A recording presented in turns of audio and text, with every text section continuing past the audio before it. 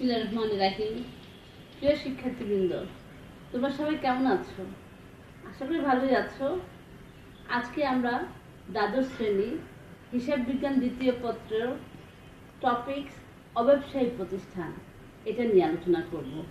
তোমরা আমার সাথে বলে চলো, কিছু ডিসকাস করি। জেনে নেব অব্যবসায়ী প্রতিষ্ঠান কি। আমাদের জানতে হবে, আমরা এতদিন জেনে এসেছি ফার্স্ট ইয়ারে ব্যবসায় প্রতিষ্ঠানের আয় বিবরণী, আর্থিক অবস্থার বিবরণী। আমরা দেখেছি ক্রয় বিক্রয়, দেখেছি লাভ ক্ষতি, দেখেছি সম্পদ এবং দায় ইত্যাদি বিবরণী। আজকে আমরা যেটা আলোচনা করব, এটা মূলত ব্যবসা করার জন্য এই প্রতিষ্ঠান প্রতিষ্ঠিত হয় না বা পরিচালিত হয় না। এটা মূলত মুনাফা অর্জন না করে সমাজের কল্যাণে যে সমস্ত প্রতিষ্ঠান পরিচালিত হয় সেগুলোই হচ্ছে অব্যবসায়ী প্রতিষ্ঠান, যেমন স্কুল, কলেজ, ক্লাব ইত্যাদি। আমরা আজকে অব্যবসায়ী প্রতিষ্ঠান কাকে বলে সেটা খাতায় লিখে নেব। তোমরা আমার সাথে বোর্ড থেকে তথ্যগুলো লিখে নাও। মূলত যে সকল প্রতিষ্ঠান মুনাফা অর্জনের উদ্দেশ্যে পরিচালিত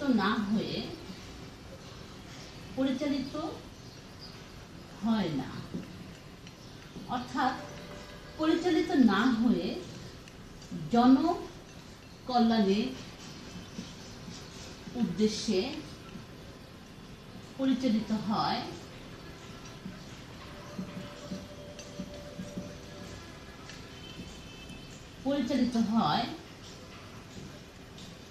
তাকে অব্যবসায়ী প্রতিষ্ঠান হিসাবে গণ্য করা হয়। প্রিয় শিক্ষার্থীবৃন্দ, আমি আরেকবার বলে দিচ্ছি, মূলত যে সকল প্রতিষ্ঠান মুনাফা অর্জনের উদ্দেশ্যে পরিচালিত হয় না, জনকল্যাণের উদ্দেশ্যে পরিচালিত হয়, তাকেই অব্যবসায়ী প্রতিষ্ঠান হিসাবে গণ্য করা হয়। যেমন বিদ্যালয়, মহাবিদ্যালয়,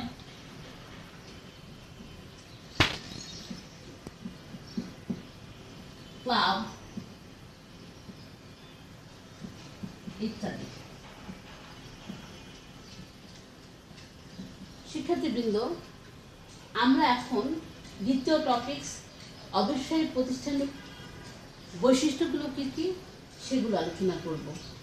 আমরা মূলত সংজ্ঞা থেকে কয়েকটি বৈশিষ্ট্য নির্ধারণ করতে পারি। যেমন প্রথম বৈশিষ্ট্য হচ্ছে মুনাফা অর্জনের উদ্দেশ্যে পরিচালিত না হওয়া।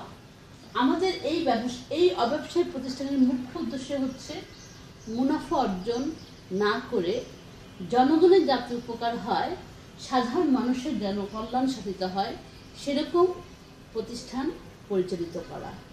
যেমন স্কুল, কলেজ, এতিমখানা, ক্লাব ইত্যাদি। আমরা কয়েকটি বৈশিষ্ট্য লিখব। প্রথম বৈশিষ্ট্য লিখব, এই ব্যবসা প্রতিষ্ঠান পরিচালিত হয় কিসের জন্য? জনকল্যাণের উদ্দেশ্যে। দ্বিতীয় বৈশিষ্ট্য, এটার মুখ্য উদ্দেশ্য কিন্তু মুনাফা অর্জন নয়।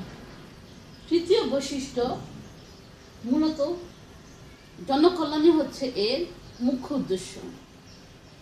তাহলে শিক্ষার্থী বন্ধুরা, যেহেতু এটা মুনাফা অর্জনের উদ্দেশ্যে পরিচালিত হয় না, আমাকে ভাবতে হবে তাহলে মূলধন তহবিল নামে একটি শব্দ গঠন করতে হবে।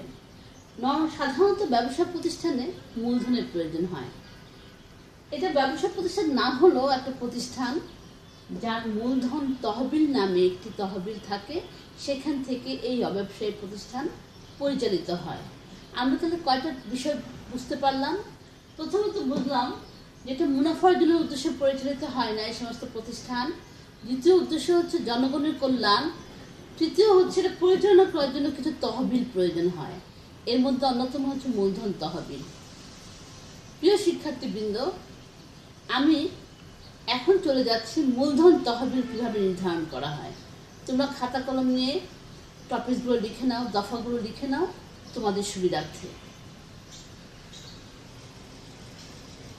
প্রিয় শিক্ষার্থীবৃন্দ, আমি আবার একটু বলে দিচ্ছি, তোমরা খেয়াল করে শোনো।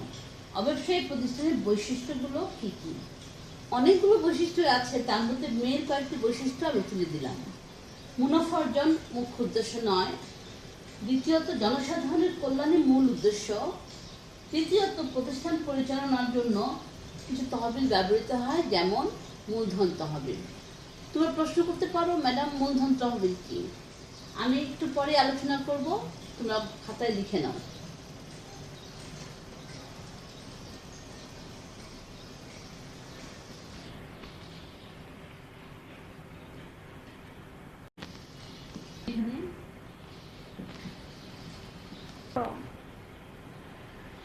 মূলধন তহবিল কি?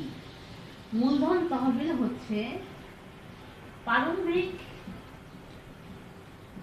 সম্পদ বিয়োগ, সম্পদ সমূহ হতে পারে, বিয়োগ প্রারম্ভিক দায়সমূহ।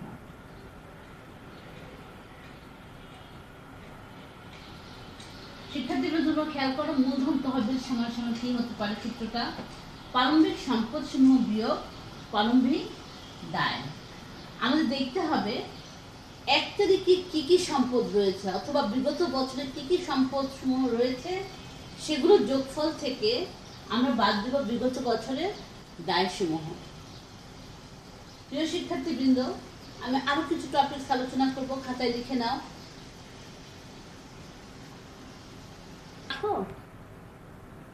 আমাদের মূলত অব্যবসায়ী প্রতিষ্ঠানে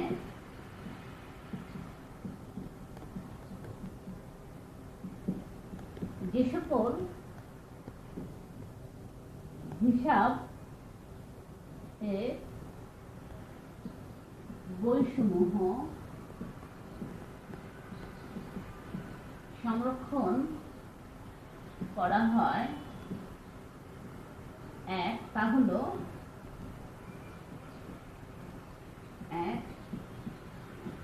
প্রাপ্তি ও প্রদান হিসাব, 2 আয় ব্যয় হিসাব, 3 উদ্ধৃতপত্র বা আর্থিক অবস্থার বিবরণী। প্রিয় শিক্ষার্থীবৃন্দ, আমরা প্রাপ্তি ও প্রদান হিসাব বুঝতে পারি। প্রাপ্তিগুলো ডেবিট দিকে থাকে, আমরা একটা খতিয়ান তৈরি করব, প্রাপ্তি ও প্রদান হিসাবে খতিয়ান মেনটেন করব। সেখানে প্রাপ্তি সমূহ ডেবিট দিকে থাকবে এবং সকল প্রদান সমূহ ক্রেডিট দিকে থাকবে। দ্বিতীয় টপিকস আয় ব্যয় হিসাব। আমরা যেমন ব্যবসায়ী প্রতিষ্ঠানে লাভ ক্ষতি, কোনটা আয় কোনটা ব্যয় নির্ধারণ করে লাভ ক্ষতি নির্ধারণ করে থাকি, কিন্তু এখানে আমরা নির্ধারণ করব আয় এবং ব্যয়ের মধ্যে পার্থক্য নির্ণয় করে হয় আয় অতিরিক্ত ব্যয় হবে অথবা ব্যয় অতিরিক্ত আয় নির্ধারণ করব। আর 3 নম্বর হচ্ছে আর্থিক অবস্থার বিবরণী। আমরা অতীতে বাণিজ্যিক প্রতিষ্ঠান সমূহের যেরকম আর্থিক অবস্থার বিবরণী, সম্পদ এবং দায়ের বিবরণগুলো দেখিয়েছি, এখানেও তাই থাকবে, সম্পদ এবং দায়ের বিবরণ সমূহ দেখাতে হবে। তবে এর মধ্যে আরেকটি কাজ আছে, সেটা হচ্ছে মূলধন তহবিল একসাথে নির্ণয় করে নেওয়া। কারণ মূলধন তহবিল ছাড়া আমরা আর্থিক অবস্থার বিবরণী দুপাশ মিলাতে পারবো না, যাচাই করতে পারবো না। ঠিক আছে প্রিয় শিক্ষার্থীবৃন্দ, তোমরা খাতা নিয়ে এই পয়েন্টসগুলো লিখে নাও।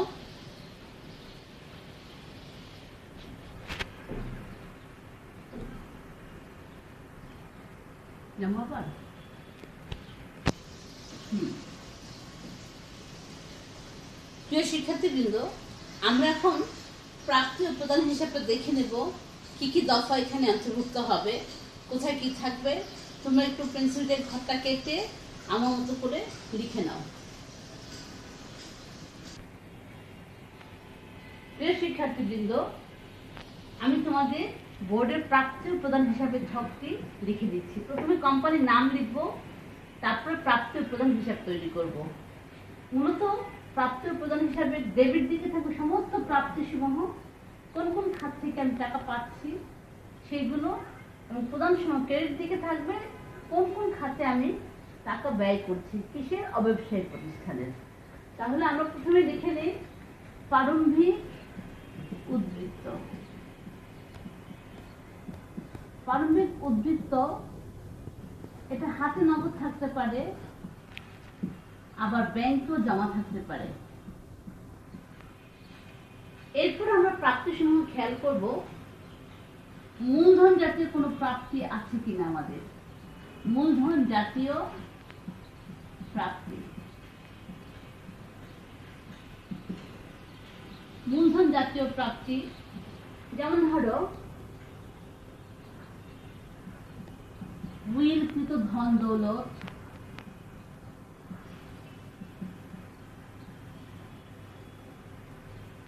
আরো হতে পারে আজীবন সভ্যের চাঁদা,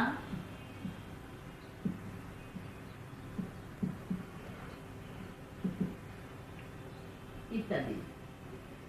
একইভাবে দেখব আমরা মুনাফা জাতীয় প্রাপ্তিগুলি কি পেয়ে থাকি।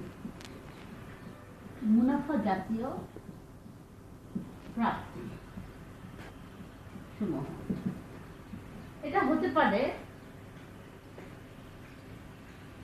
মুনাফা জাতীয় প্রাপ্তি হতে পারে ছাত্র ভর্তি ফি, পরীক্ষার ফিস,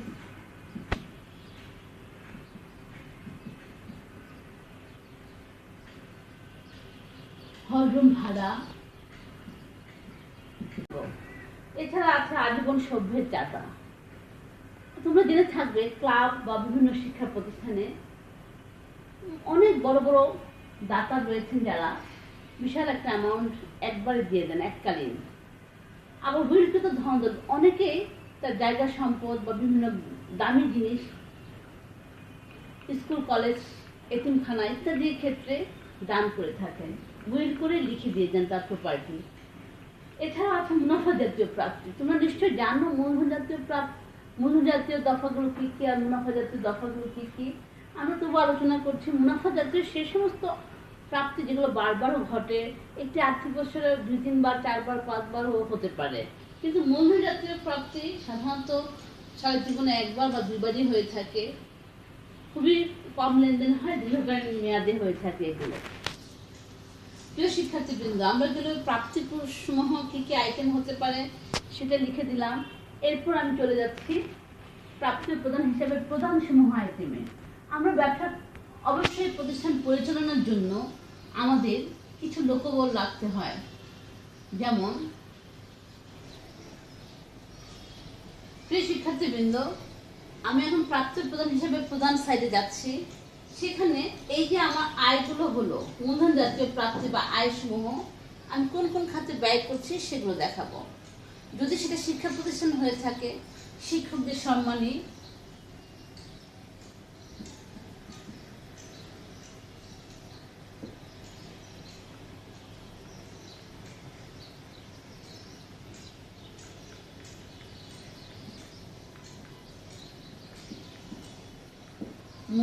বেতন মজুরি, এছাড়াও প্রাঙ্গণ উন্নয়ন কর,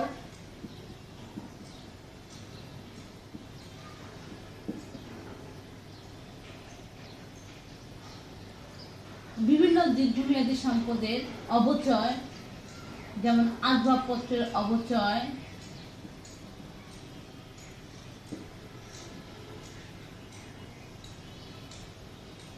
কোনো বিনিয়োগ ক্রয়,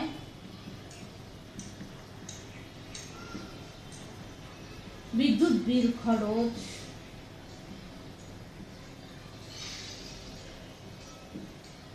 আপ্যায়ন খরচ ইত্যাদি। এই যে শিক্ষার্থীবৃন্দরা যে আয় সমূহ আমরা পেয়েছি সেখান থেকে ব্যয়গুলো বাদ দিয়ে আমরা যা পাবো সেটা হচ্ছে প্রাপ্তি প্রদান হিসাবে সমাপনী উদ্বৃত্ত। সমাপনী উদ্বৃত্ত। এটা ঠিক এইভাবে বের করে নেব, আয় থেকে ব্যয় বাদ দিয়ে হাতে নগদ কত হলো অথবা ব্যাংকে কত জমা রইল আমরা বের করতে পারবো এই প্রাপ্তি ও প্রদান হিসাবের মাধ্যমে। প্রিয় শিক্ষার্থীবৃন্দ, তোমরা এটা লিখে নাও। প্রতিটা আইটেম যেভাবে দিয়েছি আমি মনে রাখার জন্য ভাগ ভাগ করে দিয়েছি, তোমরা লিখে নাও। প্রিয় শিক্ষার্থীবৃন্দ, আমি আবার তোমাদেরকে পড়ে শোনাচ্ছি। প্রাপ্তিসমূহ কি কি থাকবে লিখে নাও। প্রারম্ভিক উদ্বৃত্ত, সেখানে রয়েছে হাতে নগদ, ব্যাংক জমা। এছাড়া আমরা হেডলাইন দিয়েছি মূলধন জাতীয় প্রাপ্তি বা আয় সমূহ কি কি, বহিষ্কৃত ধন দৌলত, আজীবন সভ্যের চাঁদা ইত্যাদি। এরপর দিয়েছে মুনাফা জাতীয় প্রাপ্তি বা আয়, যেমন ছাত্র ভর্তি ফিস, পরীক্ষার ফিস, হল ভাড়া, খাদ্য সামগ্রী থেকে বিক্রয় করে যে আয় ইত্যাদি। এর পাশে প্রধান সমূহের পাশে দিয়েছি শিক্ষকদের সম্মানী, বেতন বা মজুরি, প্রাঙ্গণ উন্নয়ন কর, আসবাবপত্র বা দীর্ঘমেয়াদী মূলধন জাতীয় ব্যয়ের অবচয় থাকলে সে অবচয়, বিনিয়োগ যদি নতুন করে থাকি বিনিয়োগ ক্রয়, বিদ্যুৎ বিল খরচ, আপ্যায়ন খরচ ইত্যাদি। এই আয় থেকে যে ব্যয়গুলো বাদ দিয়ে যা থাকবে সেটি হচ্ছে সমাপনী উদ্বৃত্ত। হাতে নগদ অথবা ব্যাংক জমা যেটাই থাক বেরিয়ে যাবে এই প্রাপ্তি প্রদান হিসাবের মাধ্যমে। প্রিয় শিক্ষার্থীবৃন্দ, আজকে আমরা অব্যবসায়ী প্রতিষ্ঠান কি, অব্যবসায়ী প্রতিষ্ঠানের বৈশিষ্ট্যগুলো কি কি, অব্যবসায়ী প্রতিষ্ঠান হিসাব সংরক্ষণে আমরা কি কি হিসাব তৈরি করব সেগুলো আলোচনা করেছি। মাঝে একটু আলোচনা করেছি মূলধন তহবিল কীভাবে নির্ধারণ করতে হয় সেটিও, এবং আমি আজকে প্রাপ্তি প্রদান হিসাবে একটি নমুনা দিয়ে দিলাম। তোমরা বাসায় একটু দেখবে। আমরা পরবর্তী ক্লাসে আয় ব্যয়ের হিসাব এবং আর্থিক অবস্থার বিবরণী আলোচনা করব, তারপরে সমস্যা চলে যাব। আজকে এখানে শেষ করছি।